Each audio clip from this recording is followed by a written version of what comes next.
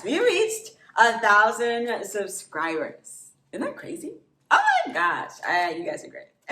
Hey guys, welcome back to my channel. I'm Alexis. If this is your first time watching any of my videos, I am in the Air Force Reserve as a flight medic, and I like to share my experience about my process, about what I'm learning for anyone who's interested in joining the reserve side of the military, Air Force, or whoever might be getting my job as a medic as well. So in this video, I want to talk about the process of transferring bases. So as you know, as a reservist, we have kind of best of both worlds, right? We are on the civilian side and we can do that, but we're also part of the military. And so things happen on the outside of the military, just regular life things. Say when you initially joined, you're not too far away from your base, but then life takes you somewhere else and you move and now you're really, really far away, like for me. So currently my base is in Alabama, Maxwell Air Force Base. And so the commute initially when I lived in Georgia wasn't that bad. It was like an hour and a half, maybe 2 hours, and easy drive there and back for the weekend. But now, since I've moved, it has been a little bit more interesting and honestly a little bit more complicated and stressful. So I took it upon myself to figure out the transferring process, and I wanted to lay out kind of 6 steps for you guys to walk you through that whole process, just in case life takes you somewhere else and you need to transfer bases, because it is possible. So first, let me start with the first part in transferring, okay? So the first part is that you need to communicate with your leadership what you need, right? So for me, I'm currently in North Carolina now, and my base is in Alabama. As far as driving, it's like 8 hours, I think. It's really far. So I usually take 2 commercial flights over there. I leave North Carolina at 8 p.m. I get on base or off base, wherever I'm staying for the weekend, at 11:30. And then I have to leave Alabama and come back and get home super late, midnight sometimes, right? And so it's stressful. It doesn't really make my reserve experience the best. So I think my first UTA at Maxwell, everyone was asking, where are you coming from? And I kept telling people North Carolina.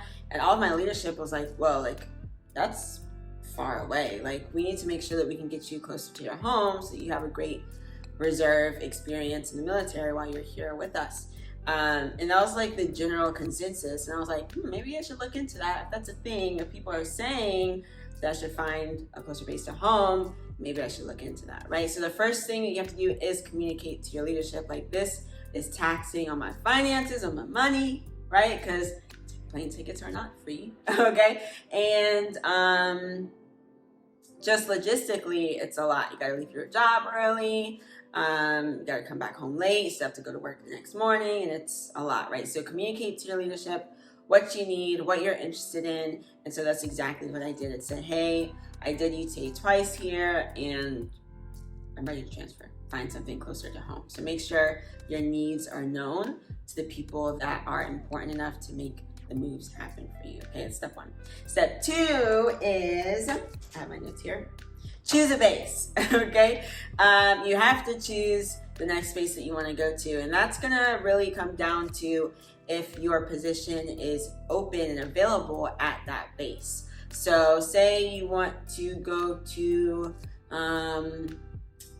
what's this base in North Carolina? It is Seymour Johnson, right? That's an Air Force base I can transfer to. However, and it's closer to me, it's only 2 hours away, and it's in my state, but my job is not available there. So there aren't any open positions for flight medics. They don't even have what we call an AE, Aeromedical Evacuation Unit, at Seymour Johnson. So I can't transfer there. I can't transfer there because my job isn't there. So that is going to dictate what base you can actually transfer to. And so it's on you to do your research about what bases have positions available. Team up with your leadership. I am very grateful that my leadership at my current base has really done their part to figure out the best place for me to land. Because even the places I was looking into, they could work, but they found an even better solution, which I will share with you in a sec. So make sure you choose a base that has an open available position for you. That way it's more feasible and possible actually for you to transfer to that gaining base, okay? The third thing is you have to interview with the gaining base because, again, even though we're all military, they want to make sure that they're gaining an asset, not a liability, right? So you have to interview, and I had to interview with my gaining base, and my gaining base is actually going to be Keesler Air Force Base, and the process is really cool. So I'll start with the interview, and I'll continue as I continue through the steps. So this is where your BMT awards come into play, your tech school notes come into play, the experience that you've had on the outside before you joined the military, because they're going to ask you questions as far as what are your capabilities, what are you interested in, what are your goals 5 years from now. These are all the things that they ask me, and you want to make sure that you can sell yourself to where they know that they're going to have a good member of their team. Right? So even up until this point, even after when you're going through BMT, where you're going through tech school, make sure you are presenting yourself at your best, because you're going to need it in case you need to transfer, if you're in a different position. They're going to take all of that into account. So don't be acting up, okay? Before you're an airman, right? So interview process, I talked to the person, I don't think I should say his name, but I talked to the person that interviewed me, and he was super cool, and everything kind of aligned as far as my personality and what they're looking for and what they need, and the progress that they're making. So just make sure you put yourself in a good position, that you present yourself really well. First impressions, they do matter. And so when you're interviewing, as if you're interviewing for any civilian job, it's the same thing on the military side. So even before you're an airman, all of the stuff that you do before you become an official airman, it does matter. It does count. It'll come back. It'll come back up in the future if you need it, right? So you have to do an interview. Yes, you have to do that. And then what else? We're on step 4. Step 4 is that this is possible. I didn't know this was possible until it actually started happening for me, which means you can do an off-station UTA, which means you do a UTA at the gaining base versus your home base to kind of get a feel of how they are. You can kind of see and learn and observe and take note. Is this where I really want to go? Is this, productive for me? Will it serve me? Will I be able to serve the unit? And so I was able to do that. And they set it up so quickly. Like I said, my current leadership at Maxwell and at Keesler, together both teamed up to make it happen within a week. And when I tell you, that is a miracle, because anything in the military is hurry up and wait. Everything. Okay, and everything is slow.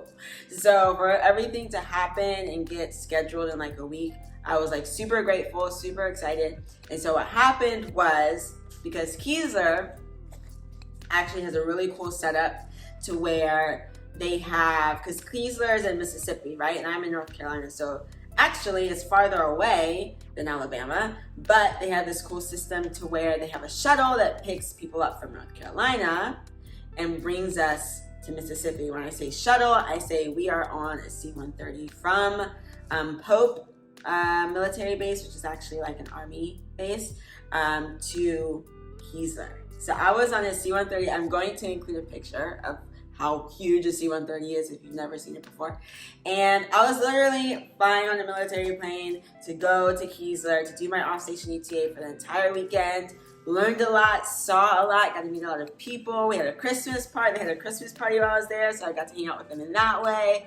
And it was wonderful. When I got back, I was like, yeah, this is where I want to go. I'm ready to go. What do I need to do after? And that brings me to step number 5.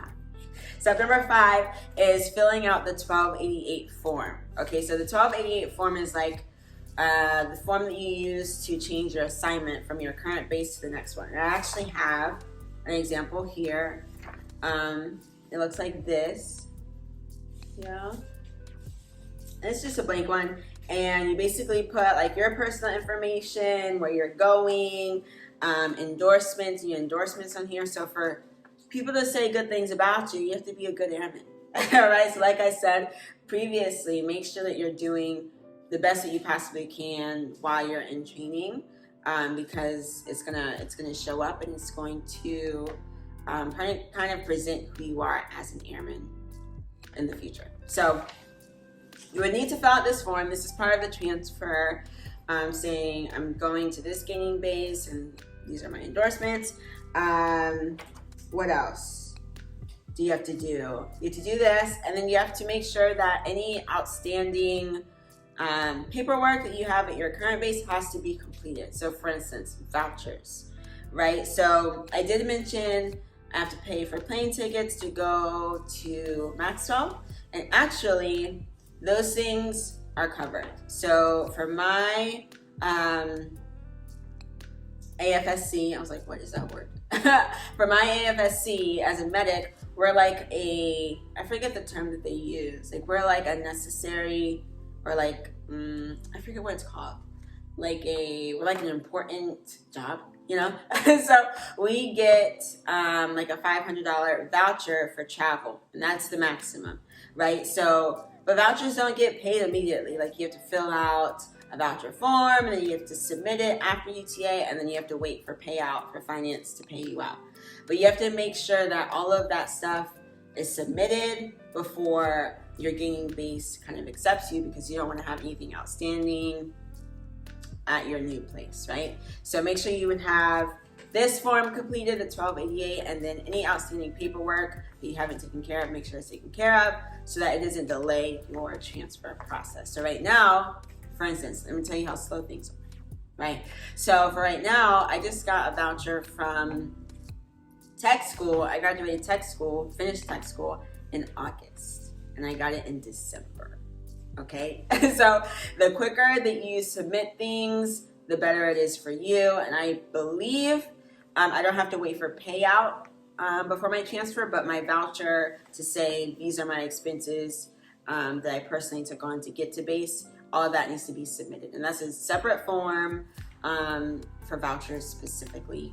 And I think I'm going to do a separate video on vouchers because it's a whole thing, and I learned as I was going. But yeah, so any outstanding paperwork, 1288 needs to be filled out so that the transfer is actually documented. Everything has to be documented. If it's not, it didn't happen, so that your transfer can actually be a thing. Okay. And then the last thing, step 6, is out processing. So just like you in process to what's that thing called?